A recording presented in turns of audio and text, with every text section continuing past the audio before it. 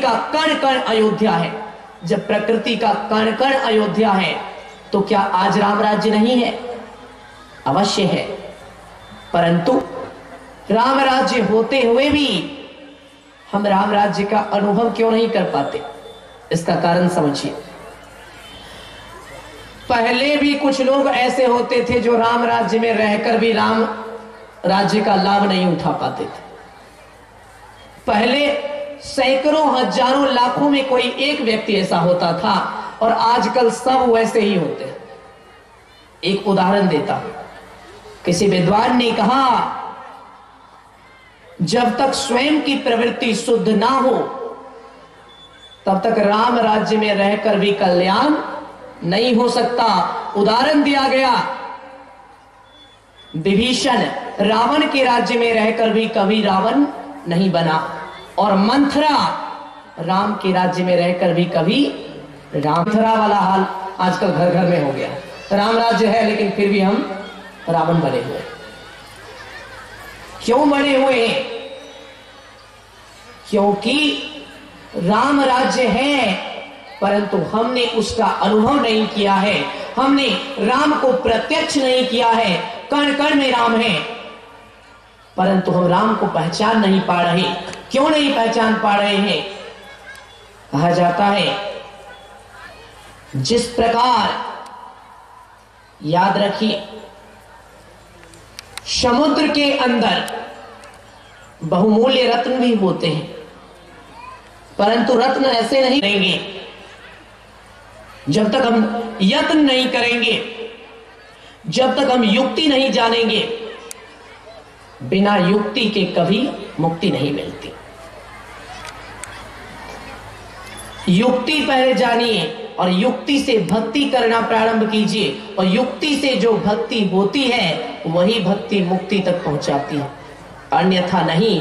भगवान श्री कृष्ण का महावाक्य है गीता में, हे अर्जुन, मनुष्याणाम सहस्त्रेषु, भक्ति मार्ग में आगे बढ़ पाता है और उन आगे बढ़ने वालों में से भी कोई बिरला ही मेरे परम धाम को पाता है। मतलब कोई बिरला ही मुझे प्राप्त कर पाता है। कहने का अर्थ यह है, पहले तो भक्ति करने का संकल्प लेना मुश्किल है। भक्ति करने का संकल्प लेना मुश्किल है। आजकल लोग क्या करते हैं, गलत चीज का संकल्प तुरंत ले लेते हैं और सही चीज का संकल्प जिंदगी बीत जाती है, ले नहीं पाते। एक जगह मैं सत्संग में गया हुआ था, बहुत से लोग आए थे इसी तरह से सुनने के लिए। एक आदमी सबसे आगे बैठे हुए थे, बड़ी बड़ी दाढ़ी, बड़ा बड़ा मूंछ, सबसे आगे। हमने मन में सोचा, ये कोई देखने से तो कोई बाबा लग नहीं रहे हैं, इतनी बड़ी दाढ़ी, इतना बड़ा मूंछ, सो ऐसा क्यों? सत्संग समाप्ति के बाद मैं जहां ठहरा हुआ था, संजोग से वही व्यक्ति निवास में मिलने आ गया। हमसे रहा नहीं गया, हमने उनसे पूछ लिया, आप तो गृहस्थ आश्रम में ही हैं और ऐसी कोई आपकी वेशभूषा भी नहीं है, इतनी बड़ी दाढ़ी और इतना बड़ा मोछ रखने का कोई कारण, कोई विशेष वजह? उन्होंने थोड़ा लज्जित होते हुए कहा, जाने दीजिए, ये सब पारिवारिक बातें हैं। हमने कहा नहीं, बता ही देंगे तो क्या बिगड़ जाएगा। उन्होंने कहा, बात यह है कि मेरे पड़ोसी ने मेरा कुछ जमीन हड़प लिया है, और पड़ोसी ने जो मेरा जमीन हड़प लिया, मैं अपने जमीन पर चढ़ने गया, पड़ोसी थोड़ा पैसा वाला है, उसने मुझे 2 थप्पड़ मारे और मेरे जमीन पर से मुझे ही धक्का मारकर निकाल दिया। उसी समय मैंने सौगंध खा लिया, जिस पड़ोसी ने मुझे 2 थप्पड़ मारा है, जब तक उसके सीने में 2 गोली नहीं मार दूंगा तब तक दाढ़ी मोछ नहीं बनाऊंगा। जिसने 2 थप्पड़ मारा उसको 2 गोली नहीं मार दूंगा तब तक दाढ़ी मूछ नहीं बनाऊंगा। और उसी को 2 गोली मारने के संकल्प को पूरा करने के चक्कर में दाढ़ी भी बढ़ गया और मूछ भी इतना बढ़ गया, मूछ भी बढ़ गया। तो समझिए, पड़ोसी 2 थप्पड़ मारता है तो हम संकल्प लेते हैं कि उसको 2 गोली मार देंगे, गलत चीज का संकल्प तुरंत ले लेते हैं। और सदियों से मन हमें मारता आ रहा है। बाहर में कोई 2 थप्पड़ मार दे, अपनी बहुत बड़ी बेइज्जती लगती है, हमारा तो अपमान हो गया, हमारी तो बेइज्जती हो गई।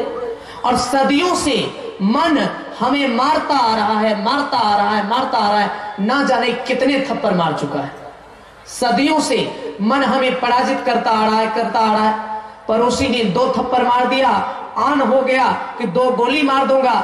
हमने कहा महोदय एक बात सुनिए, जितना आन पड़ोसी के थप्पड़ पर आपको हो गया, अगर उससे भी आधा आन आपको इस बात का हो जाए कि जो मन मुझे सदियों से भटका रहा है, भटका रहा है, जब तक मैं उस मन को ध्यान के द्वारा बस में नहीं कर लूंगा, तब तक दाढ़ी मोछ नहीं बनाऊंगा। अगर ये संकल्प आप ले लेंगे तो आपका जीवन धन्य हो जाएगा। उल्टा संकल्प लेते हैं, उल्टा संकल्प लेते हैं। जो संकल्प लेना चाहिए वो संकल्प लेते नहीं है, और जो संकल्प नहीं लेना चाहिए तुरंत लेकर बैठ जाते हैं। पहले के भक्त कैसे होते थे? भक्त कैसे होते थे? आइए भक्ति का पाठवाय विचार करते हैं। भक्त ऐसे होते थे कि भक्त संकल्प लेते थे कि जो परमात्मा तीनों लोकों को चलाते हैं, जब तक मैं उस परमात्मा को अपने बस में नहीं कर लेता, जब तक मैं उस परमात्मा को स्वयं नहीं प्राप्त कर लेता, जब तक मैं उन्हें चलाने लायक नहीं बन जाता, तब तक मैं दाढ़ी मोछ नहीं बनाऊंगा, कुछ नहीं करूंगा। ऐसा संकल्प होना चाहिए। ध्रुव का संकल्प, प्रहलाद का संकल्प, मीराबाई का संकल्प, उसको याद कीजिए। मीराबाई ऐसी महान भक्त थी। सवेरे मैंने प्रसंग सुनाया था कि जलाल को जलालुद्दीन से अकबर किसने बनाया। इतनी महान भक्त थी कि जिसने जलाल को जलाल से बदलकर अकबर बना दिया। उसके मिलन का विस्तृत प्रसंग मैंने सवेरे सुनाया था। तो मीराबाई की भक्ति कितनी महान भक्ति थी, इस संदर्भ में आइए थोड़ी चर्चा करते हैं। अभी भक्ति का प्रसंग हुआ है तो सुनिए। मीराबाई द्वारिका में निवास कर रही थी, सवेरे भी आप सुन चुके हैं। तो द्वारिका में भगवान श्री कृष्ण के जिस मंदिर में उनका निवास था, भगवान श्री कृष्ण की परम भक्ति थी। भक्ति करते करते ऐसी महान भक्ति की भगवान को आना पड़ा। भगवान श्री कृष्ण जब प्रकट हुए, भगवान ने कहा मेरा कुछ मांग लो। नहीं मांग सकती, सोचने का अवसर दीजिए, सोचने का समय दीजिए। भगवान ने कहा जल्दी मांगो, मैं बहुत व्यस्त हूं, जल्दी मांगो, मैं बहुत व्यस्त हूं। मीराबाई कहती है जब तक आप नहीं मिले थे, मैंने आपके लिए घर छोड़ा, पति छोड़ा, परिवार छोड़ा, राजसी सुख सुविधा छोड़ी, सब कुछ छोड़ा। अपने शरीर की सारी सुखों का, शारीरिक सुखों का मैंने त्याग कर दिया। शरीर नहीं बचा, केवल अस्थि पंजर बनकर रह गया। इतना कष्ट सहने के बाद आप मिले हो और फिर भी इतनी जल्दी भागना चाहते हो। इतना मैंने आपके लिए किया, तब आप मिले हो और आप कहते हो कि जल्दी मांग लो, मुझे और भी कहीं जाना है। अब तो मैं और जल्दी नहीं मांगूंगी, मुझे सोचने दीजिए। भगवान खरे, मीरा थोड़ी देर बाद, मीरा तुम्हारा सोचा हुआ कुछ मांग लो। मीरा कहती अब आज नहीं मांगूंगी, जाइए कल आइएगा और कल ठीक 12 बजे आ जाइएगा। कल ही आपसे जो मांगना होगा वो कल ही मांगेगा। भगवान इंतजार करते करते बाद में मांगी भी नहीं, घुमा दिया, भगवान चले गए। मीराबाई के साथ में कुछ अन्य 1-2 साध्वी भी रहती थी। तो उसमें से एक साध्वी ने मीराबाई से पूछा, मीरा, भगवान जिनके बारे में कहा गया निगम नीति सिर ध्यान न पावा, वेद जिन्हें अनादि अनंत कहकर पुकारते हैं, महादेव भी जिन्हें अपने ध्यान में नहीं पाते, वो स्वयं अगुण अखंड अलख अजोई भगत प्रेम वश सगुण शुहोई। जो निर्गुण हैं, निराकार हैं, जो सर्वव्यापक और सर्वव्यापकता के भी परे हैं, वो तुम्हारे लिए अपना नियम त्याग कर, अपना नियम तोड़कर निर्गुण से सगुण बनकर आए, और तुम ऐसी अभागी हो, तुमने उनको वापस लौटा दिया। कुछ तो मांग लेते।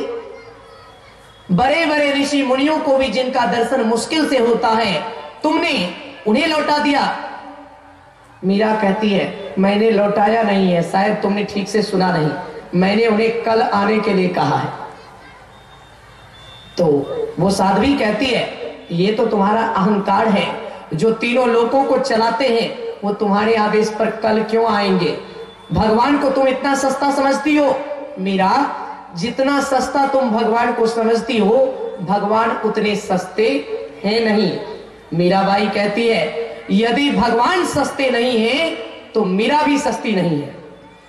तुम कहती हो भगवान सस्ते नहीं है, तो क्या मीरा तुम्हें सस्ती लगती है? मीरा भी सस्ती नहीं है। जब तक भगवान नहीं मिले थे मैं बहुत सस्ती थी, अब वो एक बार मिल गए तो अब मीरा भी सस्ती नहीं है। मेरी बात को याद रखना, वो आएंगे और ठीक उसी समय आएंगे जिस समय मैंने उन्हें आने के लिए कहा है।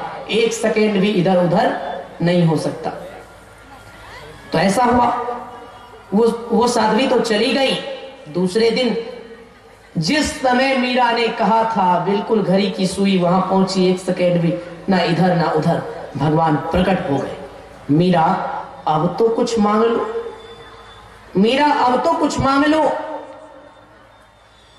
मीरा कहती है हाँ, दोबारा आप मेहनत करके आए, अब तो कुछ सोचना ही पड़ेगा। भगवान ने कहा मांगो क्या चाहिए, जो मांगोगी वही दे दूंगा।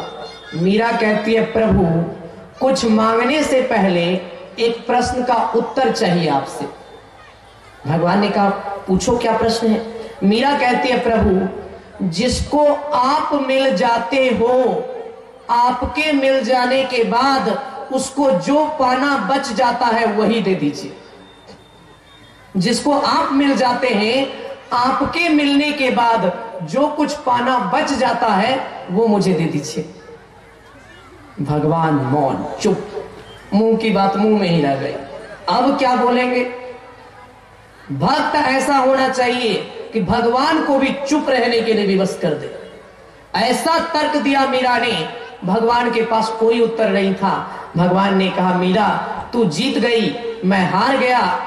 तुमने ऐसा प्रश्न किया जिसका मेरे पास कोई उत्तर नहीं है। थोड़ा धन पाने के बाद और पाना बच जाता है, स्वर्ग पाने के बाद बैकुंठ बचता है, बैकुंठ पाने के बाद और भी उत्तम लोक पाना बच जाता है, संसार का सब कुछ पाने के बाद कुछ न कुछ पाना बच जाता है। लेकिन मैं ही ऐसा हूं कि जो मुझ परमात्मा को पा लेता है उसको और कुछ पाना बचता ही नहीं है। तो मेरे मिलने के बाद और कुछ मिलना शेष नहीं रहता। मीरा कहती है तो प्रभु जब आप मिल चुके हो, जिसको आप मिल चुके हो उसको और क्या चाहिए? यदि और कुछ नहीं चाहिए तो आपका पूछना ही गलत है, आपको पूछना ही नहीं चाहिए, कुछ मांग लो। भगवान ने कहा मीरा जो हुआ सो तो हो गया, लेकिन मेरा मान रखने के लिए ही कुछ मांग लो। तुम्हें कुछ नहीं चाहिए, मेरा मान रखने के लिए कुछ मांग लो। मीरा कहती है तो सुनिए प्रभु, आपका मान रखने के लिए ही मैं कुछ मांगती हूं।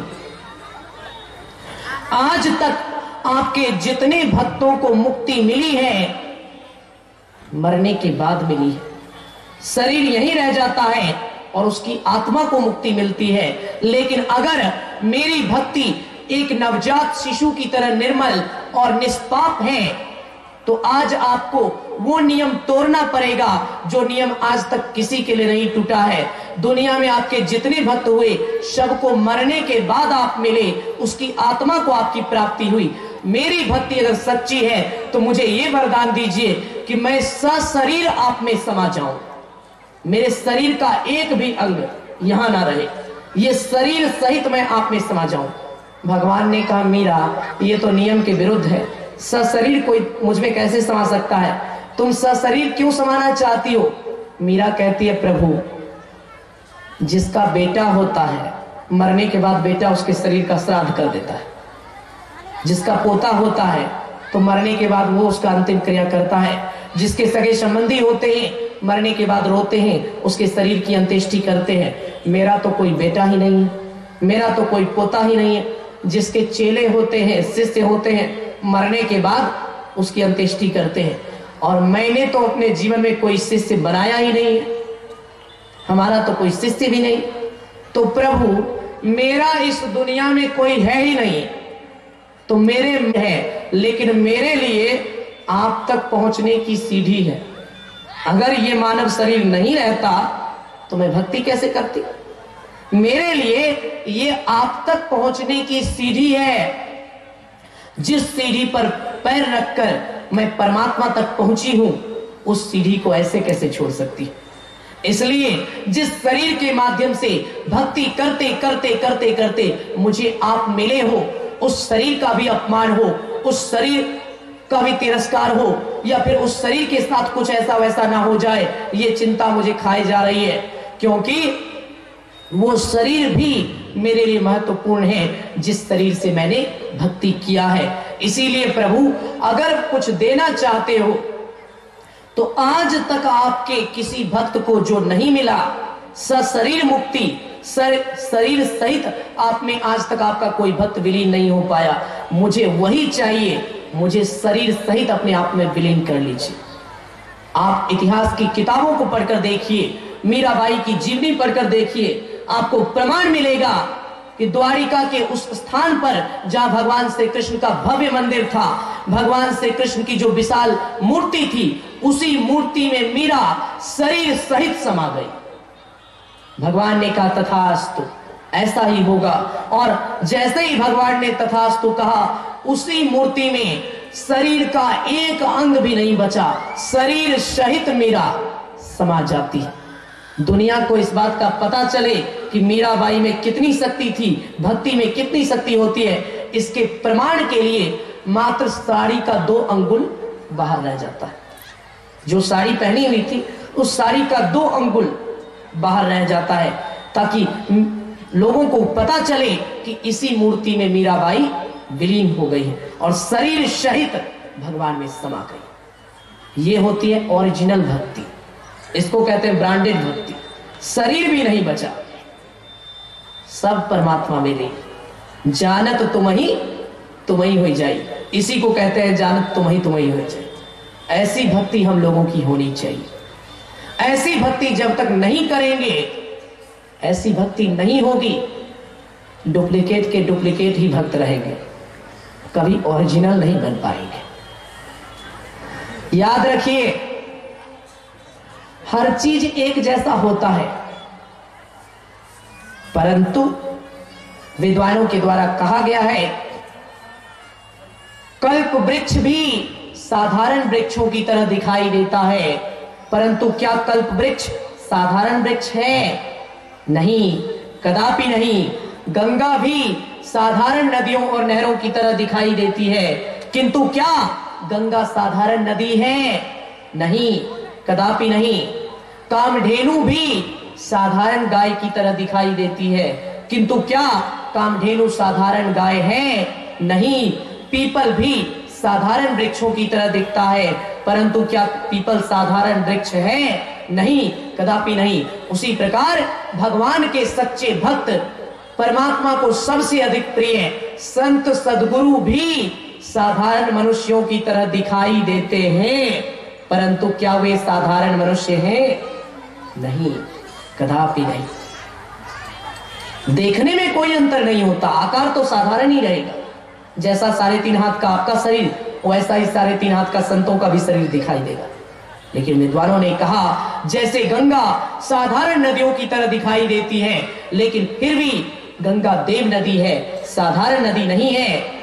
जैसे कल्प वृक्ष साधारण वृक्षों की तरह दिखाई देता है, परंतु कल्प वृक्ष सारी कामनाओं को, अपनी छाया में रहने वाले के सारी कामनाओं को पूर्ण करने में सक्षम होता है, वो साधारण वृक्ष नहीं है। उसी प्रकार संत सद्गुरु भी साधारण मनुष्य की तरह दिखाई देते हैं, साधारण मनुष्य की तरह देखने में लगते हैं, परंतु कभी सपने में भी उनको साधारण मनुष्य समझने की भूल मत करना। जैसे कल्प वृक्ष अपनी छाया में रहने वाले की सारी कामनाओं को पूर्ण कर सकता है, वैसे ही सच्चे संत सदगुरु कर्ता भी जो नहीं कर सकते, परमात्मा भी जो नहीं दे सकते, सर्वेश्वर भी जो नहीं कर सकते, वे संत सदगुरु कर सकते। वे करने में सक्षम होते, वे करने में सिद्ध होते, वे करने में समर्थ होते। जो परमात्मा भी नहीं बदल सकते, वो महात्मा बदल सकते। जो परमात्मा भी नहीं बदल सकते, वे महात्मा बदल सकते।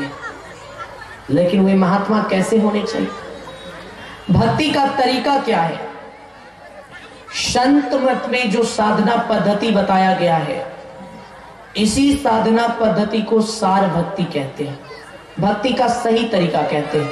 संत मत में जो तरीका बताया गया हमारे आराध्य देव के द्वारा, ये बिल्कुल पाखंड, आडंबर, दिखावा, इन सब से बिल्कुल अलग और एकदम मूल चीज है।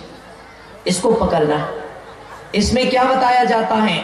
संत मत की जो साधना पद्धति है, उस साधना पद्धति से जो साधना करते हैं, तो सज्जनों, साधना करते करते करते करते उनको ग्रंथि भेदन की कला प्राप्त होती है।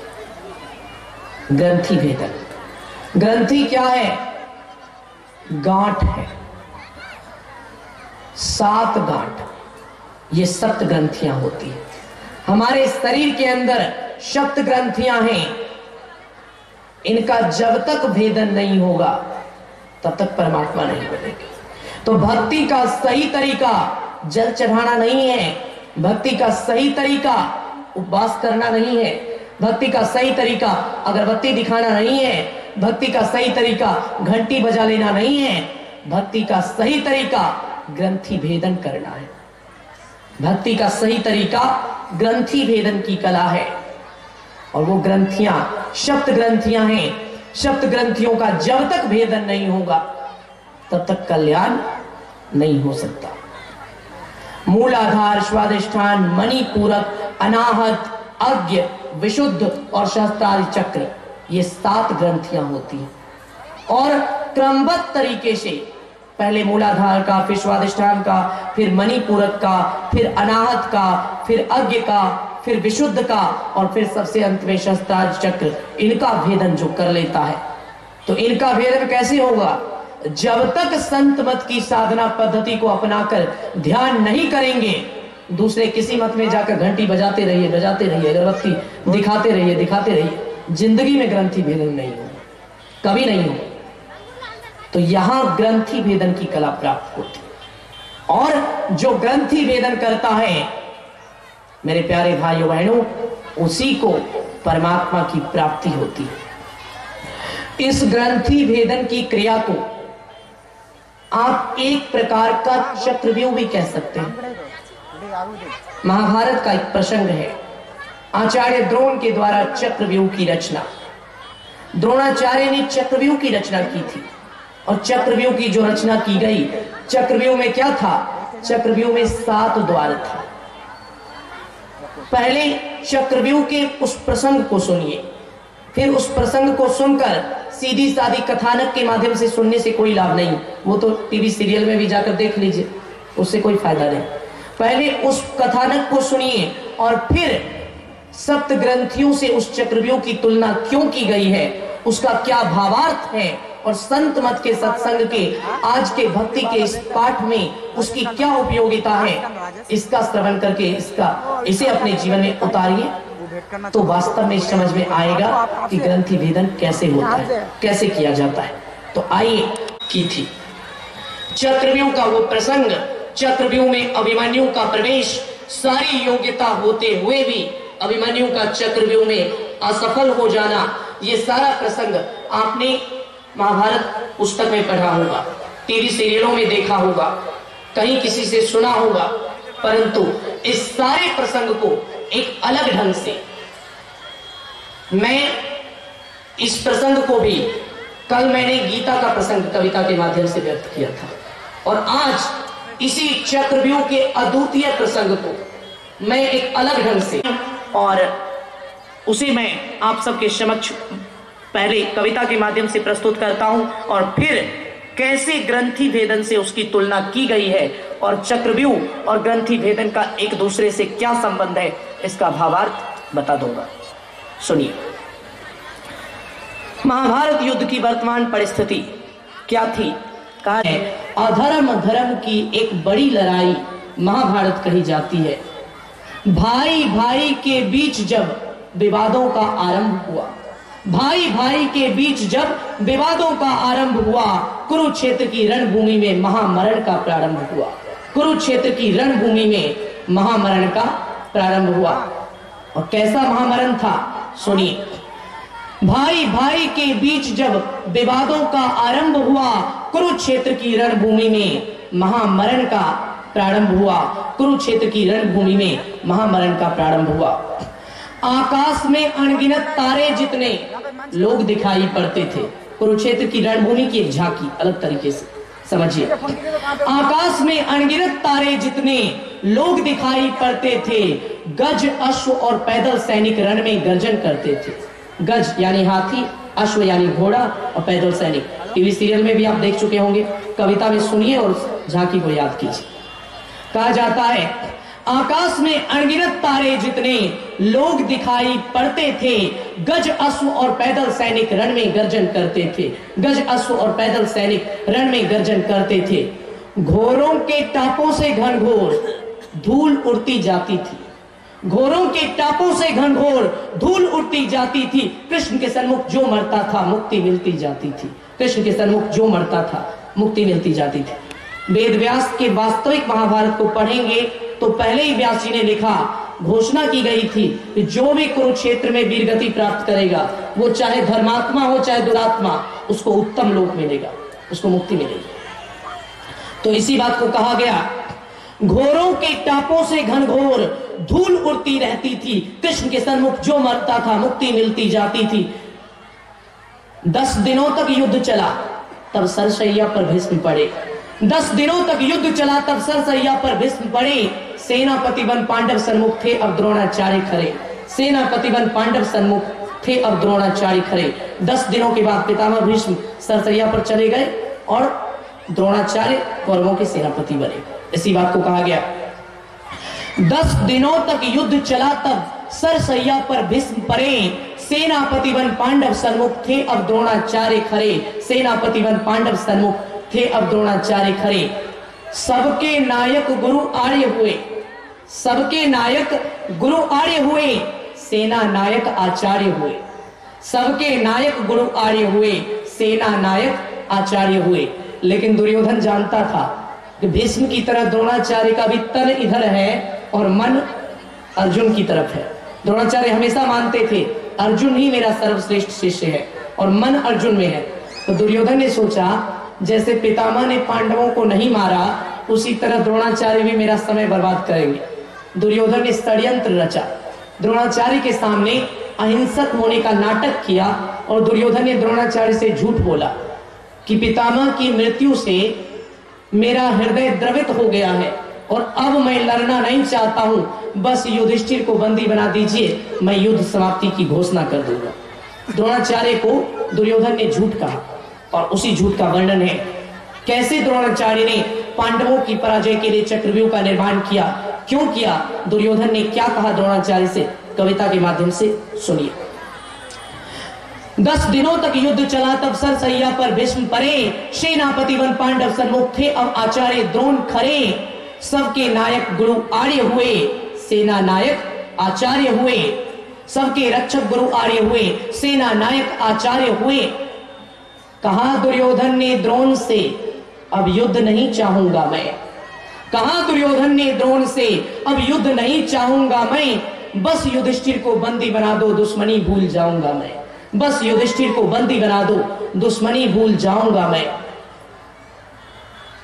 तब आचार्य ने युक्ति से विशेष व्यूह का विधान किया। आगे क्या वो सुनिए।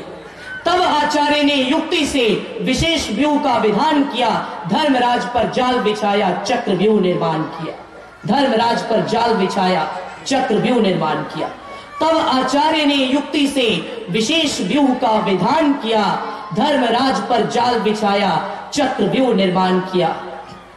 एक चक्र तो माधव का था जिसका नाम सुदर्शन था, एक चक्र तो माधव का था जिसका नाम सुदर्शन था, दूजा ये चक्रव्यूह बना था, पहली बार हुआ दर्शन था।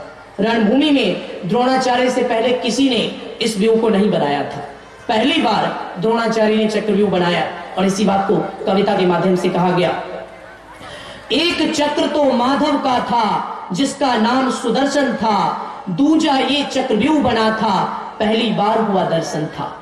7 द्वार था इसमें जो अटूट कहा जाता था, 7 द्वार था इसमें जो अटूट कहा जाता था, कृष्ण पार्थ के अतिरिक्त किसी से ये टूट न पाता था, कृष्ण पार्थ के अतिरिक्त किसी से ये टूट न पाता था।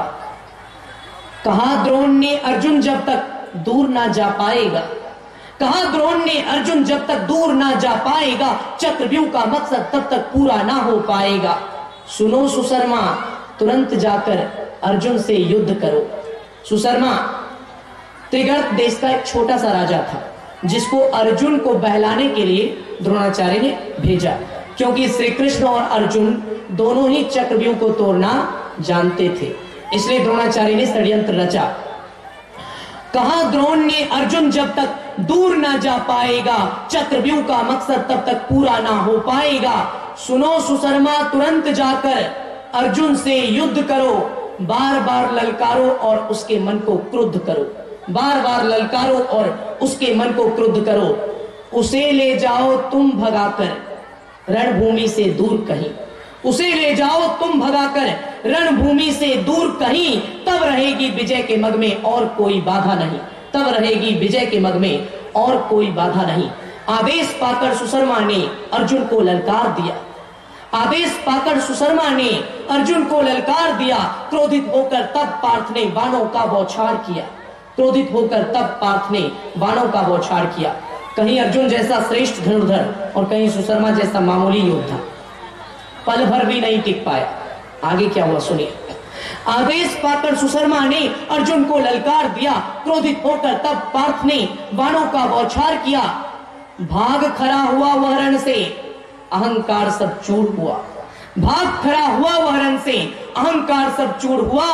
पीछा किया तब अर्जुन ने रणभूमि से दूर हुआ, पीछा किया तब अर्जुन ने रणभूमि से दूर हुआ। जाते देखा जब पार्थ को शत्रुगण हर्षाए थे, जाते देखा जब पार्थ को शत्रुगण हर्षाए थे। अपनी योजना को सफल देख द्रोणाचार्य मुस्काए थे, अपनी योजना को सफल देख द्रोणाचार्य मुस्काए थे। अगले ही पल कुरुक्षेत्र में चक्रव्यूह का आगाज हुआ। आगाज एक उर्दू शब्द है, इसका मतलब होता है आवाहन, इसका मतलब होता है किसी चीज को बनाना, तैयार करना, आवाहन करना, इसी को उर्दू में आगाज कहा जाता है। अगले ही पल कुरुक्षेत्र में चक्रव्यूह का आगाज हुआ। अर्जुन के जाते ही मानो दुर्योधन का काज हुआ, अर्जुन के जाते ही मानो दुर्योधन का काज हुआ। अगले ही पल कुरुक्षेत्र में चक्रव्यूह का आगाज हुआ, अर्जुन के जाते ही मानो दुर्योधन का काज हुआ। भीम जितना बड़ा बलवान था उतना ही बड़ा बुद्धू था, जितना बड़ा बलवान था उतना ही बड़ा मोटा बुद्धि का था। भीम ने जब चक्रव्यूह को देखा तो भीम कहता है, कहा भीम ने इस संकट को पल में दूर कर डालूंगा मैं, कहा भीम ने इस संकट को पल में दूर कर डालूंगा मैं, शत्रुओं के चक्रव्यूह को चूर चूर कर डालूंगा मैं, शत्रुओं के चक्रव्यूह को चूर चूर कर डालूंगा मैं। इतना सुन गंभीर हुए युधिष्ठिर धीर गमाए थे, इतना सुन गंभीर हुए युधिष्ठिर धीर गमाए थे। गदा से व्यूह नहीं टूटता यही सोच घबराए थे, गदा से व्यूह नहीं टूटता यही सोच घबराए थे। अब क्या हुआ, पांडव पक्ष पर पड़ी जब, अभी तक अभिमन्यु की एंट्री नहीं हुई है, ये तो बस कुरुक्षेत्र की रणभूमि और चक्रव्यूह की पृष्ठभूमि का वर्णन है। आगे कविता में सुनिए कैसे अभिमन्यु ने युद्ध किया और उसकी एंट्री कैसे हुई, वो कैसे आया कुरुक्षेत्र में। कहा जाता है, पांडव पक्ष पर पड़ी जब उदासी की काली छाया, पांडव पक्ष पर पड़ी जब उदासी की काली छाया। 16 वर्ष का बालक तब दौड़ते हुए रणभूमि में आया, 16 वर्ष का बालक तब दौड़ते हुए रणभूमि में आया। हाथ में धनुष, मुख पर मुस्कान, हाथ में धनुष, मुख पर मुस्कान, कांधे पर तरकस यूं था। हाथ में धनुष, मुख पर मुस्कान, कांधे पर तरकस यूं था। दोपहर के सूरज सा चमकता वो बालक वीर अभिमन्यु था। दोपहर के सूरज सा चमकता वो बालक वीर अभिमन्यु था। अभिमन्यु के आने की एक झांकी इस पंक्ति में बताई गई है। हाथ में धनुष, मुख पर मुस्कान, कांधे पर तरकस यूं था। दोपहर के सूरज सा चमकता वो बालक वीर अभिमन्यु था। आयु में नहीं बल केवल आवाहन में होता है। बहुत उम्रदार होने से कोई महान नहीं हो जाता, इसी बात को कहा गया। आयु में नहीं बल केवल आवाहन में होता है। बड़ी मंदिर में नहीं बसता ईश्वर मन में होता है। बड़ी मंदिर में नहीं बसता ईश्वर मन में होता है। एक दूसरा उदाहरण सुनिए। बहुत बड़ी हो जाने से हथनी पूजी ना जाती है। बहुत बड़ी हो जाने से हथनी पूजी ना जाती है। छोटी सी हो मगर फिर भी गोही माता कहलाती है। छोटी सी हो मगर फिर भी गोही माता कहलाती है। आयु में नहीं बल केवल आवाहन में होता है। बड़ी मंदिर में नहीं बसता ईश्वर मन में होता है। बहुत बड़ी हो जाने से हथनी पूजी ना जाती है। छोटी सी हो मगर फिर भी गोही माता कहलाती है। छोटी सी हो मगर फिर भी गोही माता कहलाती है। बोला बालक चक्रव्यूह को बाणों से तोड़ूंगा मैं। बोला बालक चक्रव्यूह को बाणों से तोड़ूंगा मैं। चुन चुन कर सबको मारूंगा नहीं किसी को छोड़ूंगा मैं। चुन चुन कर सबको मारूंगा नहीं किसी को छोड़ूंगा मैं। वीर की बातों को सुनकर सेना में शक्ति संचार हुआ। वीर की बातों को सुनकर सेना में शक्ति संचार हुआ। हर योद्धा हथियार लेकर लड़ने को तैयार हुआ। हर योद्धा हथियार लेकर लड़ने को तैयार हुआ। अभिमन्यु था आगे और कैसे बढ़ा चक्रव्यूह तोड़ने, उसकी झांकी, उसका वर्णन। वीर की बातों को सुनकर सेना में शक्ति संचार हुआ। हर योद्धा हथियार लेकर लड़ने को तैयार हुआ। अभिमन्यु था आगे और पांडव उसके पीछे थे। कुछ योद्धा थे रथ पर और कुछ रथ से नीचे थे। कुछ योद्धा थे रथ पर और कुछ रथ से नीचे थे। वीर के बाणों में मानो खुद काली समाई थी। वीर के बाणों में मानो खुद काली समाई थी। जो भी सन्मुख आता था उसकी मौत आई थी। जो भी सन्मुख आता था उसकी मौत आई थी। सुभद्रा लाल के रूप में आज प्रकट स्वयं काल हुआ। सुभद्रा लाल के रूप में आज प्रकट स्वयं काल हुआ। उसकी वीरता देख शत्रु बुरी तरह बेहाल हुआ। उसकी वीरता देख शत्रु बुरी तरह बेहाल हुआ। देखते देखते चक्रव्यूह का पहला द्वार टूट गया। देखते देखते चक्रव्यूह का पहला द्वार टूट गया। दुर्योधन के हाथों से मानो उसका सब कुछ छूट गया। दुर्योधन के हाथों से मानो उसका सब कुछ छूट गया।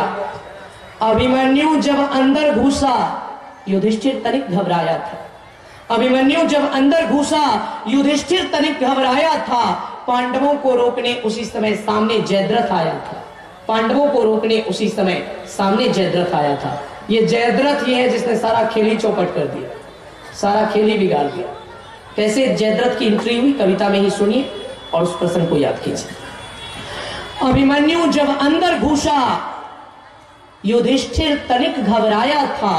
पांडवों को रोकने उसी समय सामने जयद्रथ आया था। पांडवों को रोकने उसी समय सामने जयद्रथ आया था। कहा जाता है एक सिंह ही सदा अकेला वन में राज करता है। एक सिंह ही सदा अकेला वन में राज करता है। एक वीर ही सदा अकेला रण में काज करता है। एक वीर ही सदा अकेला रण में काज करता है। ऐसा युद्ध किया अभिमन्यु ने। कैसा युद्ध किया? उसकी वीरता के लिए बस 4 पंक्तियां। कितना घमासान का युद्ध हुआ। अकेले उसने कौरवों के छक्के छुड़ा दिए और कैसा महान युद्ध किया गया। उसके वीरता के सम्मान में मैंने 4 पंक्तियां लिखी हैं, उसको आप सुनिए और समझिए। एक सिंह ही सदा अकेला वन में राज करता है। एक वीर ही सदा अकेला रण में काज करता है। एक वीर ही सदा अकेला रण में काज करता है। कहा जाता है ऐसा घमासान युद्ध हुआ कुरुक्षेत्र में कि जिसे देखकर द्रोणाचार्य आश्चर्यचकित हो गए। बड़े बड़े महारथियों को भी रण में धूल चटाया था। बड़े बड़े महारथियों को भी रण में धूल चटाया था, द्रोण और कर्ण के रथ को भी उसने पीछे हटाया था। द्रोण और कर्ण के रथ को भी उसने पीछे हटाया था। परशुराम जी के अजय शिष्य द्रोणाचार्य और कर्ण, इन दोनों को सबसे कम उम्र का योद्धा जिसने अपनी बाण वर्षा से पीछे हटा दिया। इसी बात को कवि ने कहा, इसी बात को कविता में बताया गया, बड़े बड़े महारथियों को भी रण में धूल चटाया था, द्रोण और कर्ण के रथ को भी उसने पीछे हटाया था। द्रोण और कर्ण के रथ को भी उसने पीछे हटाया था। देखते देखते कुछ ही क्षण में ऐसे सब कुछ ध्वंस हुआ। देखते देखते कुछ ही क्षण में ऐसे सब कुछ ध्वंस हुआ। अगले ही पल कुरुक्षेत्र में चक्रव्यूह विध्वंस हुआ। अगले ही पल कुरुक्षेत्र में चक्रव्यूह विध्वंस हुआ। देख के बालक की युद्ध कला आचार्य मन में पछताते थे। देख के बालक की युद्ध कला आचार्य मन में पछताते थे। क्या करें क्या ना करें यही सोच शर्माते थे। द्रोणाचार्य ने सोचा मेरी तो नाक कट गई, सबका गुरुजी होकर 16 वर्ष के बच्चे से मुंह की खानी पड़ रही है। और इसी बात को कहा गया, देख के बालक की युद्ध कला आचार्य मन में पछताते थे। क्या करें क्या ना करें यही सोच शर्माते थे। क्या करें क्या ना करें यही सोच शर्माते थे। कुरुक्षेत्र धर्म क्षेत्र का सहसा ऐसा हाल हुआ। कुरुक्षेत्र धर्म क्षेत्र का सहसा ऐसा हाल हुआ। हर कौरव सैनिक को मानो अभिमन्यु में काल दिखा। हर कौरव सैनिक को मानो अभिमन्यु में काल मिला। अब सुनिए, हर कौरव सैनिक को अभिमन्यु में यमराज और काल दिखाई देने लगा। तब क्या हुआ? देखते देखते कुछ ही क्षण में ऐसे सब कुछ ध्वंस हुआ। अगले ही पल कुरुक्षेत्र में चक्रव्यूह विध्वंस हुआ। अगले ही पल कुरुक्षेत्र में चक्रव्यूह विध्वंस हुआ। देख के बालक की सूरवीरता विपक्षियों में कोलाहल छाया। देख के बालक की सूरवीरता विपक्षियों में कोलाहल छाया। अपनी हार को सामने देख कुरुपति गुस्से में आया। अपनी हार को सामने देख कुरुपति गुस्से में आया। कुरुपति यानी दुर्योधन, कौरवों का मालिक, उसी को कुरुपति कहा गया, यानी दुर्योधन। देख के बालक की युद्ध कला विपक्षियों में कोलाहल छाया। अपनी हार को सामने पाकर कुरुपति फिर गुस्से में आया। बोला कुरुपति क्रोध से, सब मिलकर इस पर वार करो। बोला कुरुपति क्रोध से, सब मिलकर इस पर वार करो। अकेले ना हरा पाओ तो एक साथ ही प्रहार करो। अकेले ना हरा पाओ तो एक साथ ही प्रहार करो। बोला कुरुपति क्रोध से, सब मिलकर इस पर वार करो। अकेले ना हरा पाओ तो एक साथ ही प्रहार करो। अकेले ना हरा पाओ तो एक साथ ही प्रहार करो। आदेश पाकर अधर्मियों ने अभिमन्यु का टेर लिया। टेर लेना मतलब, टेर भी एक उर्दू शब्द है, इसका मतलब होता है किसी का ठिकाना लेना। कौन कहाँ है उसका ठिकाना लेना, इसी को टेर लेना कहा जाता है। आदेश पाकर अधर्मियों ने अभिमन्यु का टेर लिया। आदेश पाकर अधर्मियों ने अभिमन्यु का टेर लिया। 7 महारथियों ने मिलकर एक बालक को घेर लिया। 7 महारथियों ने मिलकर एक बालक को घेर लिया। सुनिए फिर क्या हुआ। आदेश पाकर अधर्मियों ने अभिमन्यु का टेर लिया। 7 महारथियों ने मिलकर एक बालक को घेर लिया। कौरव थे दुराचारी और अभिमन्यु बड़ा सदाचारी था। कौरव थे दुराचारी और अभिमन्यु बड़ा सदाचारी था। इसीलिए एक अकेला 7 पर भारी था। इसीलिए एक अकेला 7 पर भारी था। कहा जाता है कौरव थे दुराचारी और अभिमन्यु बड़ा सदाचारी था। इसीलिए एक अकेला 7 पर भारी था। इसीलिए एक अकेला 7 पर भारी था। कुरुक्षेत्र धर्म क्षेत्र में फिर ऐसा अधर्म हुआ। कुरुक्षेत्र धर्म क्षेत्र में फिर ऐसा अधर्म हुआ। एक बालक के वध के हेतु कलंकित वीरों का कर्म हुआ। एक बालक के वध के हेतु कलंकित वीरों का कर्म हुआ। रथ टूटा धनुष छूटा। रथ टूटा धनुष छूटा फिर भी ना घबराया था। रथ टूटा धनुष छूटा फिर भी ना घबराया था। मरते मरते फिर भी उसने रथ का पहिया उठाया था। मरते मरते फिर भी उसने रथ का पहिया उठाया था। आखिरी सांस तक लड़ता रहा, मृत्यु ने शीश झुकाया था। आखिरी सांस तक लड़ता रहा, मृत्यु ने शीश झुकाया था। जीत कर भी मानो आज दुश्मन जीत न पाया था। जीत कर भी मानो आज दुश्मन जीत न पाया था। कविता की अंतिम और प्राण पंक्ति। विजय कायरों को भी मिलती है, विजय कायरों को भी मिलती है, कीर्ति सूरमा पाता है। विजय कायरों को भी मिलती है, कीर्ति सूरमा पाता है। हंसते हंसते वीर मरे तो शव भी पूजा जाता है, हंसते हंसते वीर मरे तो शव भी पूजा जाता है। विजय कायरों को भी मिलती है, कीर्ति सूरमा पाता है। हंसते हंसते वीर मरे तो शव भी पूजा जाता है, हंसते हंसते वीर मरे तो शव भी पूजा जाता है। कुरुक्षेत्र की युद्ध के 13वें दिन की युद्ध भूमि का वर्णन और अभिमन्यु की सूरवीरता के साथ उसके प्राणों के दिव्य बलिदान की अद्भुत गाथा आपने इस कविता के माध्यम से श्रवण किया। अब समझिए, अभी के इस प्रसंग के पाठ में ये प्रसंग बोलने की क्या आवश्यकता थी? जैसा कि आप लोग जानते हैं, संत मत के सत्संग में सीधी सादी कथा नहीं सुनाई जाती। इसमें बस सार द्रवित बातें होती हैं और प्रमाणित बातें होती हैं जो जीवन के लिए उपयोगी हो। तो इस सीधी कथा का भावार्थ अब जानिए कि अभी के प्रसंग में इस कथा का भावार्थ क्या है। समझिए, चक्रव्यूह। द्रोणाचार्य ने चक्रव्यूह का निर्माण किया और उस चक्रव्यूह में कितने द्वार थे? उस चक्रव्यूह में 7 द्वार थे। संतों ने कहा, हमारा ये मानव शरीर ही चक्रव्यूह है। जैसे चक्र निकल जाएगा वही इस चक्रव्यूह का विजेता होता था, उसी प्रकार हमारे इस मानव शरीर में, शरीर रूपी चक्रव्यूह में सज्जनों 7 ग्रंथि रूपी 7 द्वार हैं। और जीवात्मा रूपी अभिमन्यु, अभिमन्यु क्या है? हमारी जीवात्मा।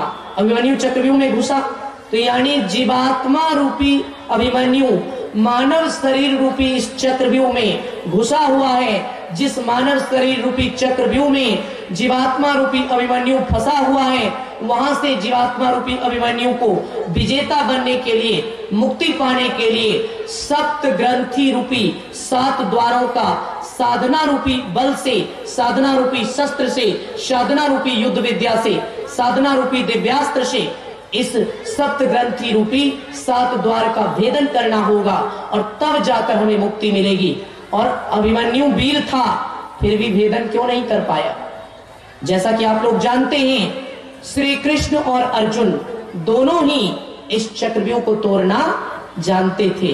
श्री कृष्ण और अर्जुन की अनुपस्थिति में अभिमन्यु चक्रव्यूह में घुस गया, इसीलिए सबके बीच फंसकर मारा गया।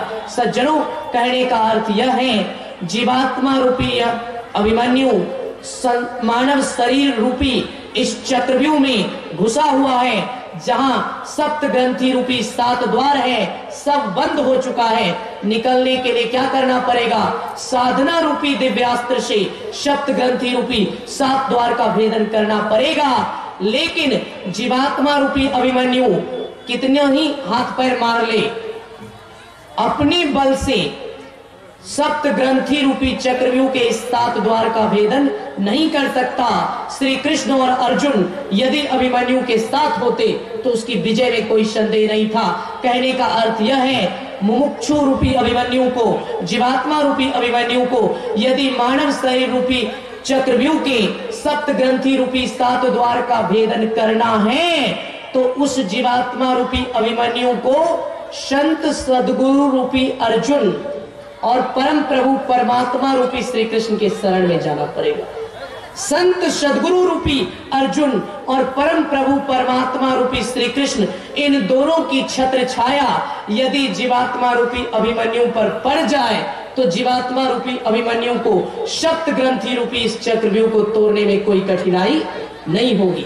लेकिन जब तक संत सद्गुरु रूपी अर्जुन और परम प्रभु परमात्मा रूपी श्री कृष्ण की कृपा ना हो, तब तक अपने से लाख हाथ पैर मार ले जीवात्मा रूपी अभिमन्यु सब कुछ होते हुए भी शरीर रूपी चक्रव्यूह से निकल नहीं पाएगा, ग्रंथि रूपी 7 द्वारों को भेद नहीं पाएगा और मुक्ति रूपी विजय को प्राप्त नहीं कर पाएगा। संत मत के सत्संग में इस चक्रव्यूह का यही भावार्थ है।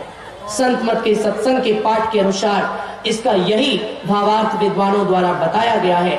इसके इसी भावार्थ को हमें समझना चाहिए। हम यदि जीवात्मा रूपी अभिमन्यु को इस मानव शरीर रूपी चक्रव्यूह से निकालना चाहते हैं, 84 के चक्कर से छुड़ाना चाहते हैं और अब सप्त ग्रंथि रूपी द्वारों को तोड़ना चाहते हैं, 7 द्वारों का भेदन करना चाहते हैं, तो सज्जनों सबसे पहले महात्मा रूपी अर्जुन का चरण पकड़ना पड़ेगा और तब परमात्मा रूपी कृष्ण की कृपा मिलेगी। और परम प्रभु परमात्मा रूपी कृष्ण और संत सद्गुरु रूपी अर्जुन, इन दोनों की कृपा जिस जीव रूपी अभिमन्यु पर हो जाए, वो जीव सहजता से चक्रव्यूह तोड़ सकता है, वो जीव सहजता से मोक्ष पा सकता है, वो जीव सहजता से परम प्रभु परमात्मा की परम पद को पा सकता है। लेकिन जब तक नहीं मिलेगा, जब तक संत का आशीर्वाद और भगवंत की कृपा नहीं मिलेगी, तब तक अपने से लाख हाथ पैर मारते रहिए, तब तक अपने से लाख उपाय करते रहिए, बहुत पुण्य करते रहिए, लेकिन फिर भी कुछ मिलने वाला नहीं है। भगवान शिव ने गुरु गीता में देवी भवानी से कहा था, देवी पार्वती से कहा था, हे देवी सुनो। भगवान शिव का एक महावाक्य है गुरु गीता में, यज्ञो व्रतम तपो दानम जपस तीर्थम तथैर्च। यज्ञो व्रतम तपो दानम जपस तीर्थम तथैर्च गुरु तत्वं विज्ञाय मूढ़स्तु चढ़ते जनः। गुरु तत्वं विज्ञाय मूढ़स्तु चढ़ते जनः। भगवान शिव कहते हैं, गुरु गीता भगवान शिव और माता भवानी का संवाद है, इसी ग्रंथ को गुरु गीता कहा गया है। गुरु की महिमा का वर्णन है इसमें। गुरु गीता में भगवान शिव ने देवी पार्वती से कहा, हे देवी सुनो, यज्ञ व्रत तप दान जप और तीर्थ, यज्ञो व्रतम तपो दानम जपस तीर्थम तथैर्च। यज्ञ व्रत तप दान जप और तीर्थ आदि नाना प्रकार के पुण्य कर्मों का अनुसरण करने वाला भी तब तक व्यर्थ ही दुनिया में भटकता रहता है जब तक सच्चे सदगुरु का दर्शन ना मिल जाए, जब तक सच्चे सदगुरु का साक्षात्कार ना हो जाए।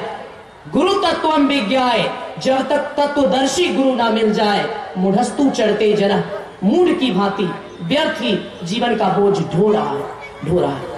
इतने सारे पुण्य की बात संत मत के सत्संग में अपनी बात नहीं बताई जाती, महापुरुषों की वाणी ही बताई जाती। तो इसलिए भगवान शिव की वाणी बता रहा हूं कि महादेव शिव ने कहा कि इतना पुण्य कर लो, लेकिन फिर भी जब तक तत्वदर्शी सद्गुरु नहीं मिलेंगे तब तक जीवन बेकार है, तब तक जीवन व्यर्थ है।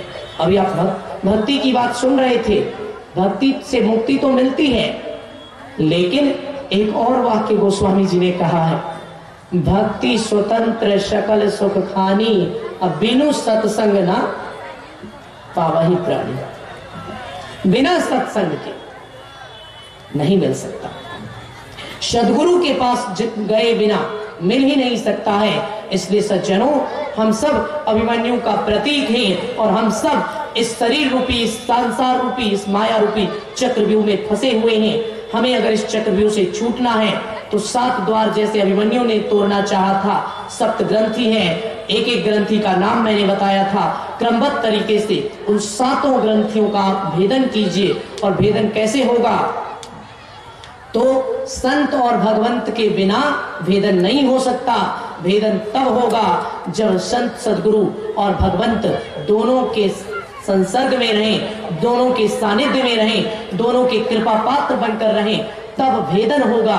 और जब भेदन हो जाएगा तो जैसे चक्रव्यूह तोड़कर कोई विजेता बन जाता है, उसी प्रकार इस संसार रूपी चक्रव्यूह से जब जीवात्मा छूट जाता है और मुक्ति रूपी विजय को प्राप्त कर लेता है, तो फिर ऐसी जीवात्मा परमात्मा में मिलकर बूंद जिस प्रकार समुद्र में मिलकर समुद्र हो जाता है, सज्जनों ठीक उसी प्रकार साधक जब ऐसी साधना करता है, साधक जब ऐसी भक्ति करता है, तो साधक परमात्मा में मिलकर परमात्मा हो जाता है, परमात्मा में मिलकर परमात्मा बन जाता है। लेकिन ये सब तभी संभव है जब करेंगे। आपने बहुत सुना, सुन लिया और यहाँ से जाने के बाद इधर से सुना, इधर से निकालते गए तो कुछ नहीं मिलेगा। करना तो स्वयं ही पड़ेगा। कोई अगर सोचे हमारे बदले गुरु महाराज ही करके दे देंगे, ऐसा कभी नहीं होता है। याद रखिए, बीमारी जिसको होती है दवाई खुद उसी को खाना पड़ता है। कहने का अर्थ यह है, क्या है? कृपा, इसका अर्थ जानिए। कृपा, क्री का अर्थ है क्रिया करो, क्री का अर्थ है क्रिया करो, और पा का अर्थ है करने के बाद अपने आप पाओगे। कृपा, हाथ जोड़कर विनती करने से कभी कृपा नहीं मिलता है। और लोगों की आजकल क्या है, हम करें कुछ नहीं, बस माथा पर हाथ रख दिया जाए सीधे पहुंच जाए, करें कुछ नहीं, कुछ करें नहीं सीधे मिल जाए, तो वैसे नहीं होगा। कृपा का अर्थ समझिए, कृपा, क्री कर्म करो और पा करने के बाद अपने पा जाओगे, मतलब कृपा। कृपा उसी को मिलती है जो कर्म करता है, बिना कर्म किए कृपा नहीं मिल सकती। तो करेंगे तो गुरु महाराज से कृपा मांगने की जरूरत नहीं पड़ेगी, करेगा है उसी को कहते हैं कृपा। साधना की आप कोशिश कर सकते हैं और करने के बाद जो अनुभव मिलेगा वही कृपा है। कई लोग होते हैं ध्यान में बैठे कुछ नहीं। याद रखिए, ट्रेन में जाने वाला दो तरह का यात्री होता है, आप जानते होंगे। दो तरह का यात्री ट्रेन में यात्रा करता है, रेलगाड़ी में बैठकर चलता है। कौन कौन? एक वो होता है जिसकी ट्रेन बहुत रात में बहुत लेट से, तब क्या होता है, अब रात वाली ट्रेन है और हमें निश्चित धूम सकट विश्राम स्थल से निश्चित धूम सकट विश्राम स्थल तक पहुंचना ही है, तो पकड़ना तो पड़ेगा, तो रेलगाड़ी पकड़नी तो पड़ेगी। तो वहां बैठ गए रेल पर, और बैठते के साथ रात ज्यादा हो जाती तो नींद आ जाता है। अब नींद आ गया, एक तो रात्रि में अंधकार, अंधेरा है, अंधेरे में कहीं दिखाई नहीं देता, कौन सा प्रांत आया है, कौन सा गांव आया है, कौन सा स्टेशन आया है, कौन सा जगह है, कुछ दिखाई नहीं देता। लेकिन दिखाई नहीं देने का मतलब यह थोड़ी होता है कि यात्री ट्रेन से कूद जाए, कोई कूदता है नहीं। यात्री को विश्वास होता है कि मैं बैठ गया हूं, पहुंच जाऊंगा, बैठ गया हूं मतलब पहुंच जाऊंगा। कहने का अर्थ यह है, जैसे दो प्रकार का यात्री होता है, एक दिन में यात्रा करने वाला और दूसरा रात में यात्रा करने वाला, उसी प्रकार दो प्रकार के भक्त होते हैं। पहले भक्त वो होते हैं जिनकी पूर्व जन्म की कमाई होती है, थोड़ा सा बैठे, ज्यादा कुछ मेहनत नहीं, तुरंत बैठे और तुरंत सब कुछ मिलने लग गया, तो तुरंत बैठे और तुरंत ध्यान में सब कुछ दिखने लगा, सब कुछ मिलने लगा, ज्ञान मिलने लगा, अनुभव मिलने लगा, सब कुछ मिलने लगा, तो समझिए दिन वाली ट्रेन पर बैठे हुए हैं। साधना रूपी ट्रेन पर बैठ गए और बैठते के साथ सब कुछ दिख रहा है, तो समझिए कि दिन वाला ट्रेन है। दिन में ट्रेन चल रहा है और आसपास जो दृश्य होता है सब दिखाई देता है, तो वही जिसको ध्यान में बैठते के साथ तुरंत सब कुछ दिखने लगा, समझिए दिन वाला ट्रेन है। और ध्यान में बैठ गए, कुछ नहीं दिख रहा है, कुछ नहीं दिख रहा है, मतलब ट्रेन से कूदना नहीं है, कुछ नहीं दिख रहा है तो ट्रेन से कूद जाएंगे तो मर ही जाएंगे या पहुंच ही नहीं पाएंगे। कुछ नहीं दिख रहा है मतलब ट्रेन से कूदना नहीं है, तो मतलब ये कि कुछ नहीं भी दिख रहा है तो यात्री को विश्वास होता है कि ट्रेन में बैठ गया हूं, ट्रेन चल रहा है तो कभी ना कभी तो पहुंचा ही देगा।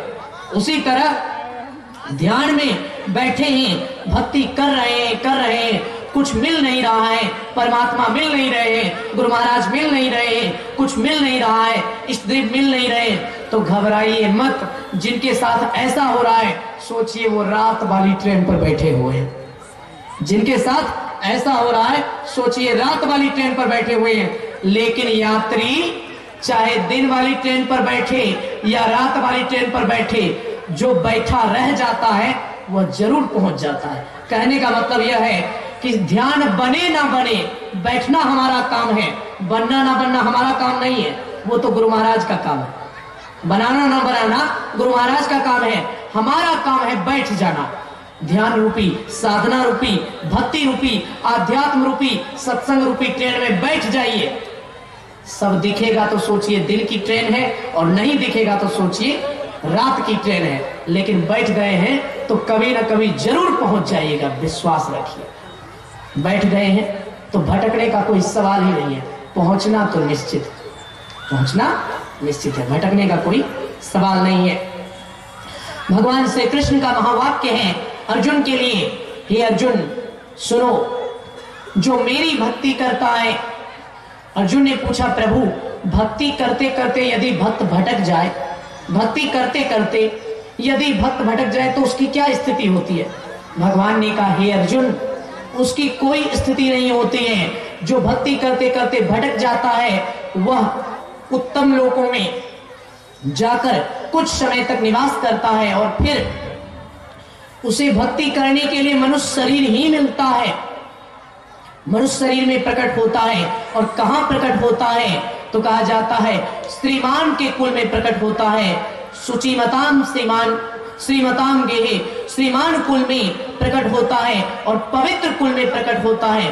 पवित्र कुल और श्रीमान कुल में आकर अपनी भक्ति को फिर वहीं से शुरू करता है जहां से छूट गया। तो यानी याद रखिए, आप घर में पैसा रखिए, कोई चुरा लेगा, चुरा भी सकता है, कोई डाका भी डाल सकता है, लेकिन दिल में भक्ति रखिए, जहां से छूटा है वो भक्ति एकदम जमा रहेगा। उसको ना कोई डाकू डाका डाल सकता है, ना कोई चोर चुरा सकता है, ना कोई आपसे छीन सकता है। भक्ति का कभी विनाश नहीं होता। कहा जाता है भक्ति बीज बिनसे नहीं, जो जुग जाए अनंत, ऊंच नीच घर जन्म ले तबो संत के संत। भक्ति बीज पलटे नहीं, आए परे जो चोल, कंचन जो बिष्टा परे, घटे न ताको मोल। ये होता है भक्ति, शाश्वत है, कभी नष्ट नहीं हो सकता। इसलिए भक्ति ही वो कमाई है जिसे चोर चुरा नहीं सकता, भक्ति ही वो कमाई है जिसे डकैत डाका नहीं डाल सकता, भक्ति ही वो कमाई है जिसे कोई छीन नहीं सकता, जिसे कोई लूट नहीं सकता। इसलिए हम सबको परमात्मा की भक्ति करनी चाहिए। हम लोग कहते हैं अति अटल श्रद्धा प्रेम से। कैसे करना चाहिए? अत्यंत अटल श्रद्धा और सच्चा प्रेम, अटूट श्रद्धा और वास्तविक प्रेम से करना चाहिए तो जरूर मिल जाएगा। नहीं मिल रहा है तो घबराइए नहीं। ट्रेन चाहे दिन की हो चाहे ट्रेन रात की हो, यात्री को उसके गंतव्य स्थान तक जरूर पहुंचाता है। मतलब कुछ जल्दी मिल रहा है तो इतराइए नहीं, दो चीज होना चाहिए। कुछ जल्दी जल्दी मिल रहा है तो इतराओ नहीं, और कुछ जल्दी जल्दी नहीं मिल रहा है तो घबराओ नहीं। दो से ध्यान। जल्दी जल्दी भक्ति में उद्गति हो रही है, इतराओ नहीं, और जल्दी जल्दी नहीं मिल रहा है तो घबराओ नहीं। दोनों के बीच में संतुलन बनाकर रहो, कल्याण हो जाएगा। बोलिए प्रेम से श्री सद्गुरु महाराज की।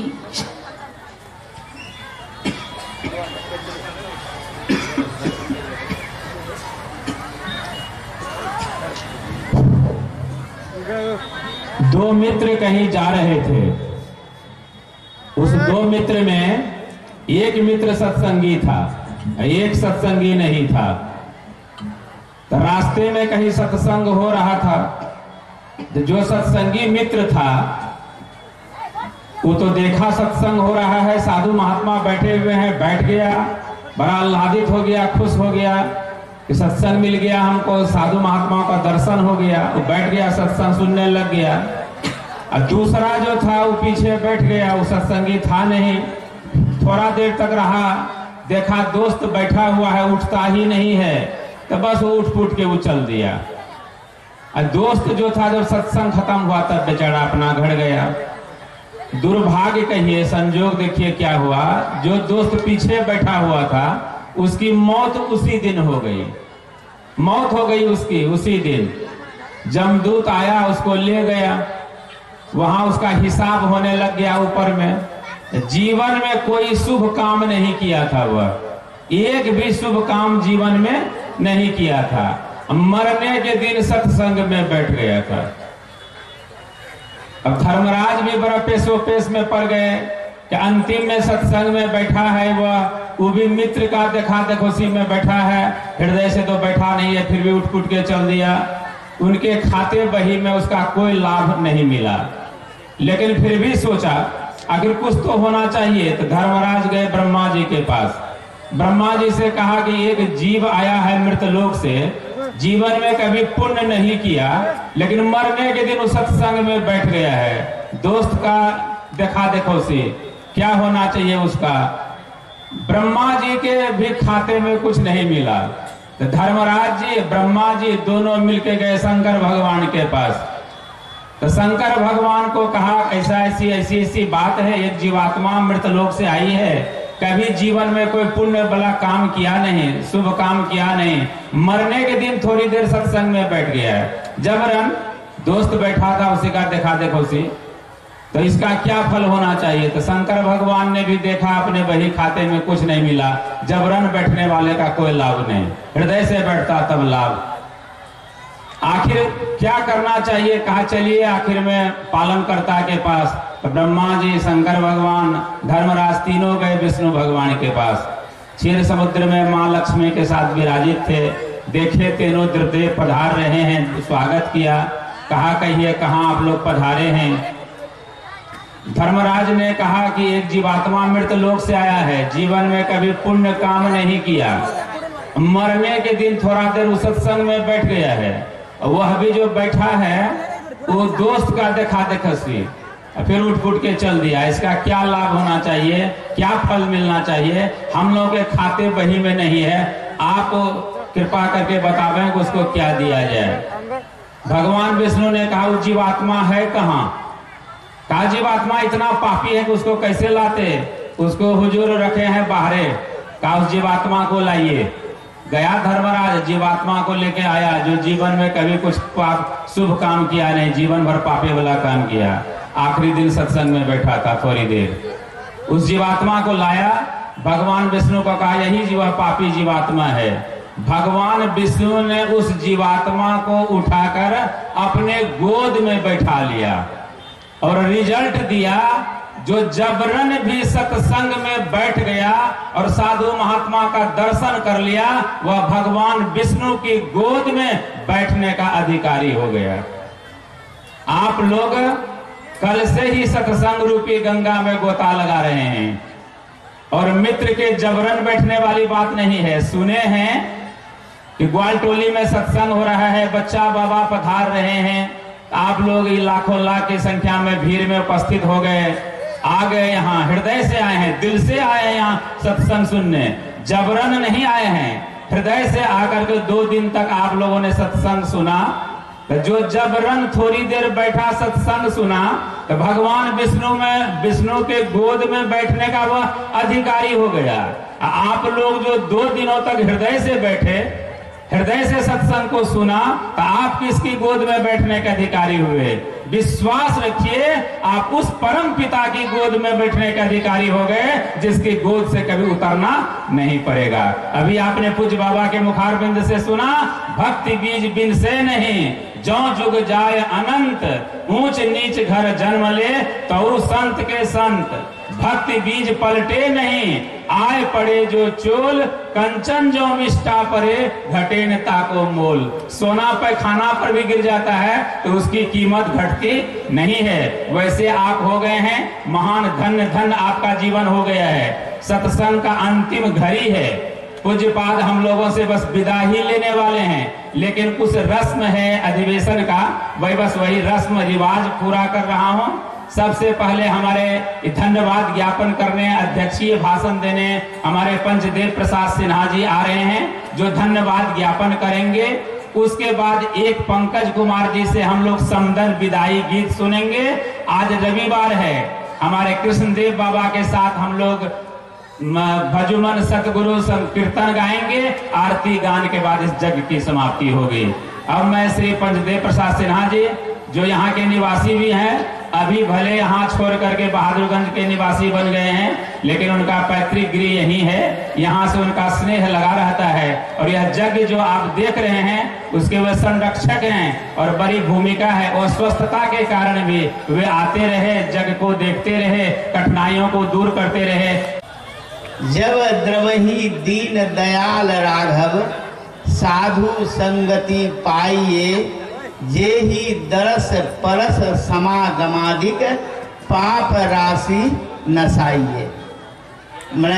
जब दीन दयाल राघव भगवान श्री राम अर्थात ईश्वर परमात्मा कृपा करते हैं तब सत्संग की प्राप्ति होती है। तो हम लोग 2 दिन से 4 सत्र में सत्संग का लाभ ले रहे हैं और जीवन में सत्संग का लाभ ही सबसे सच्चा और सबसे अच्छा लाभ है। तो सत्संग की समाप्ति हो चुकी है, अब आरती बाकी है। उससे पहले मैं इस सत्संग समारोह के विराट आयोजन के कमेटी की ओर से, समिति की ओर से आप सबों को बधाई देता हूं कि आप लोग अपने घर के महत्वपूर्ण कार्यों को छोड़कर अपने परिवार के साथ या अपने आप इस सत्संग में पधार कर सत्संग की शोभा बढ़ाए और अपने जीवन को धन्य धन्य किए। साथ ही इस आप गुरु महाराज को माल्यार्पण करते हुए बोलिए श्री सदगुरु महाराज की जय। हमारे सरपंच साहब बाल जोगी जी को माल्यार्पण करते हुए बोलिए श्री सदगुरु महाराज की जय। जहाँ कहीं भी सत्संग होता है, कोई भी धर्म कार्य हम लोग करते हैं तो बहुत बढ़ चढ़ के हिस्सा लेते हैं। तनियों सा मन में कुछ आलाने नहीं देते हैं, भेदभाव तनियों सा नहीं रखते हैं। बड़ा हृदय से इनका बड़ा प्यार और इनका साथ मिलते रहता है। इसलिए जिला समिति की ओर से अध्यक्ष होने के नाते मैं नसीम साहब का बहुत बहुत धन्यवाद ज्ञापित करता हूँ।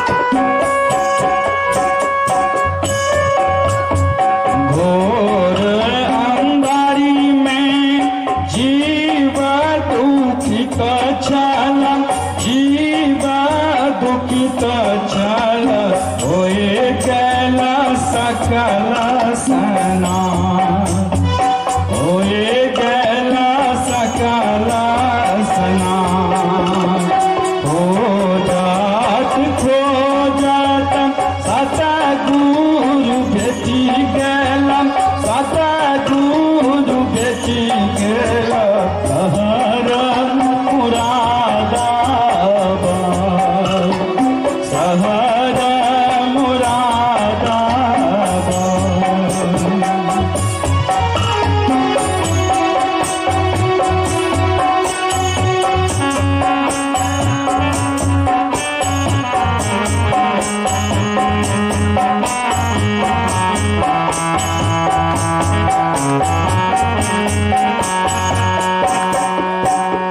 पुराण बेदी बाबा हे साहब, हे साहब, नाम विदित जग जान, नाम विदित जग जान।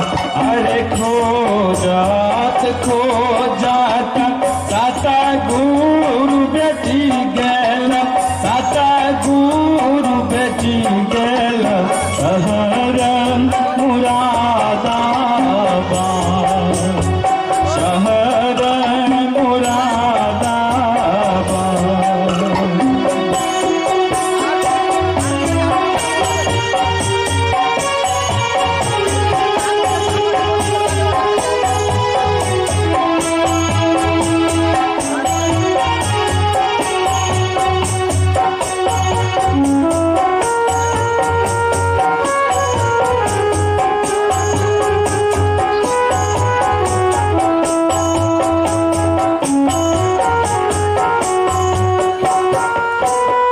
परम दयालु बाबा तनिको प्रेमी पर, तनिको प्रेमी पर धन दान कै मेहिदान, धन दान कै मेहिदान। खो जात सात गुरु बेटी गेल, सात गुरु बेटी गेल सहर मुरादा। गुरु जी बजुमन सतगुरु, सतगुरु, सतगुरु।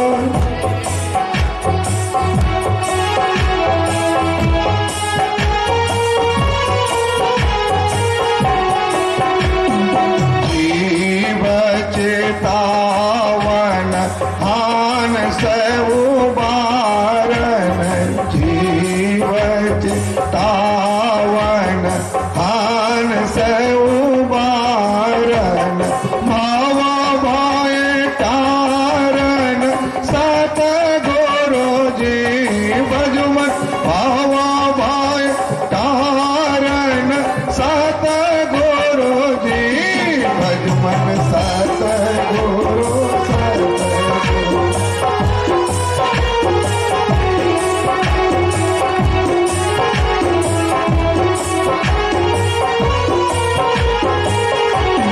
भजुमन ब्राह्मण काम नासन, ज्ञान प्रकाशन, ब्राह्मण काम नासन, ज्ञान प्रकाशन।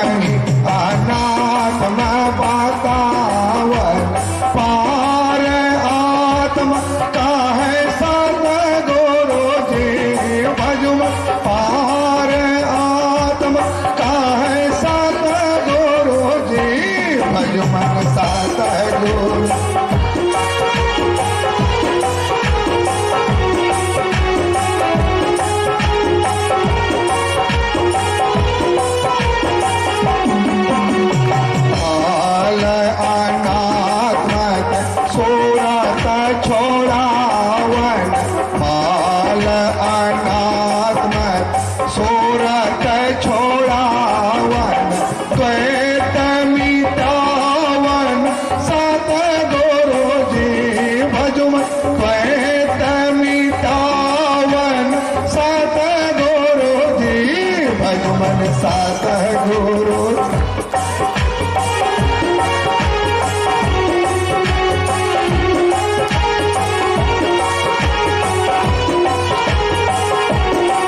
पिंड ब्रह्मांड के भेद बतावन पिंड ब्रह्मांड के भेद बतावन सूरत छोड़ावन सतगुरु जी भगवन सूरत छोड़ावन सतगुरु जी भगवन सतगुरु सतगुरु सतगुरु जी भगवन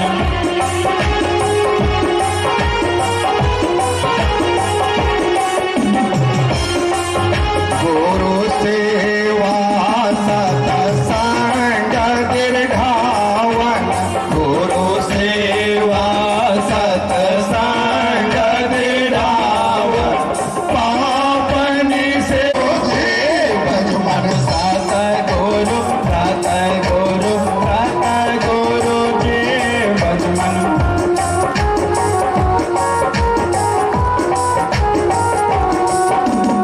सूरत सावन मार्ग दर्शावन सूरत मन संकट तारन सतगुरु जी भगवन सतगुरु सतगुरु सतगुरु जी भगवन के दाता ज्ञान ज्ञान विराग विवेक के दाता अनहद राता सतगुरु जी भगवन अगराता सतगुरु जी भगवन सतगुरु सतगुरु सतगुरु जी भगवन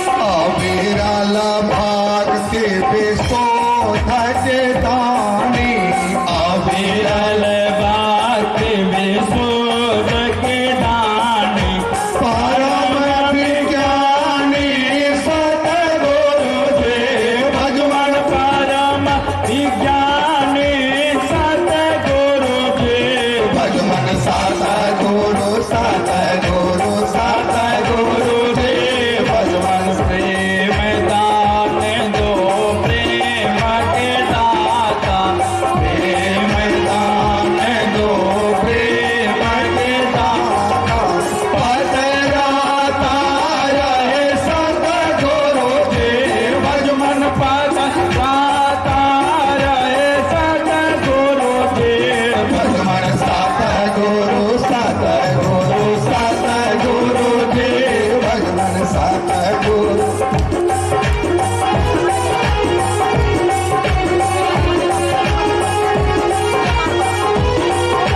भगवन निरमल योग कर जोड़ी के बिना वो निर्मल योग कर जोड़ी के बिना वो घट पट खोले सतगुरु जी भगवन घट पट खोले सतगुरु जी भगवन सतगुरु सतगुरु सतगुरु जी भगवन सतगुरु सतगुरु सतगुरु जी भगवन सतगुरु सतगुरु सतगुरु जी भगवन सतगुरु सतगुरु सतगुरु जी भगवन सतगुरु सतगुरु सतगुरु जी भगवन सतगुरु सतगुरु सतगुरु जी भगवन सतगुरु सतगुरु जी श्री सद्गुरु महाराज की जय। आरती सन सतगुरु के की जय। अंतर जोत होत लखली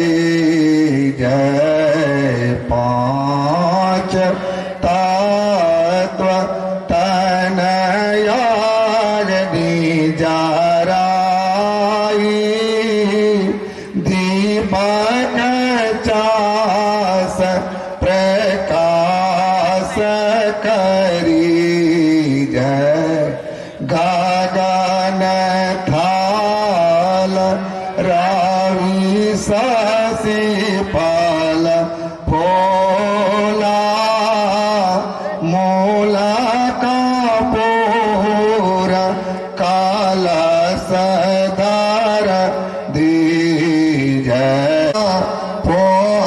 पोमाल ये हार गोई जैसे पान मिष्ठान मिठाई चंदन धूप दीप सब चीज झालक झांझ मन मीन मंजीरा मधुरा मधुरा ध्वनि मृदंग सोने तुकार कमल केले दोनी दी जय निरमाल जो माही देखत दृष्टि दो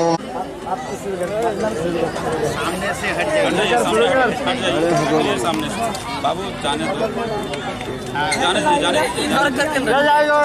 चप्पल खुराइए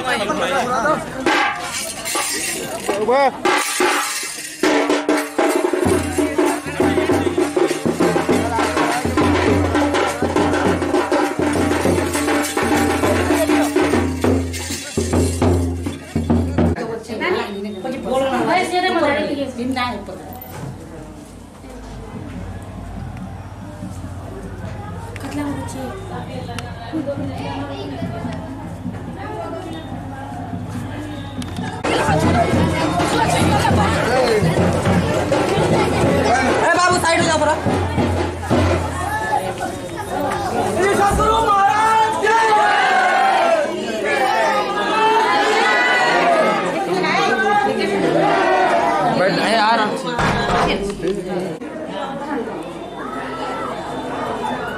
किसी तक बारे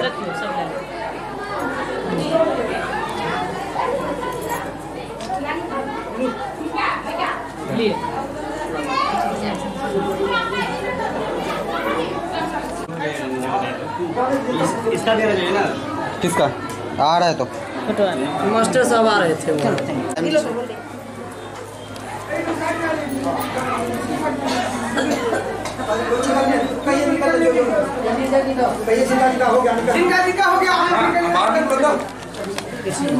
ना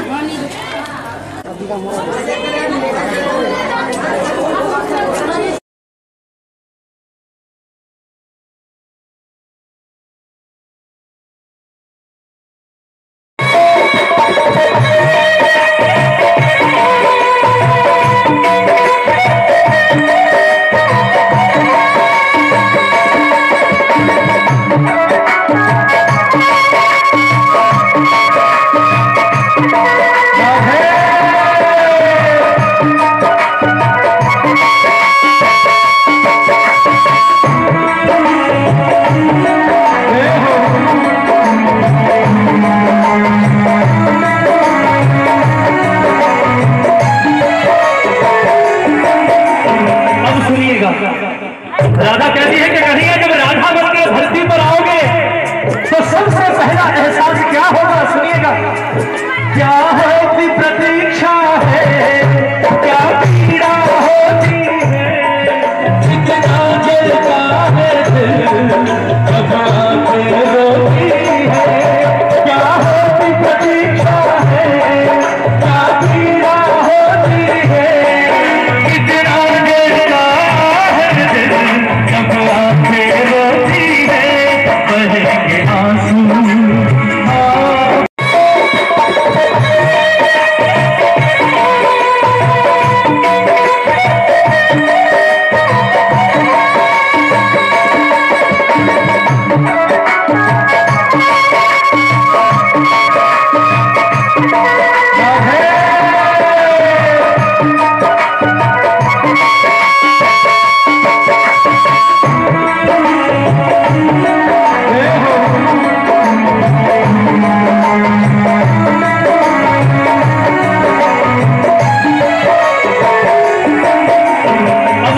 सुनिएगा।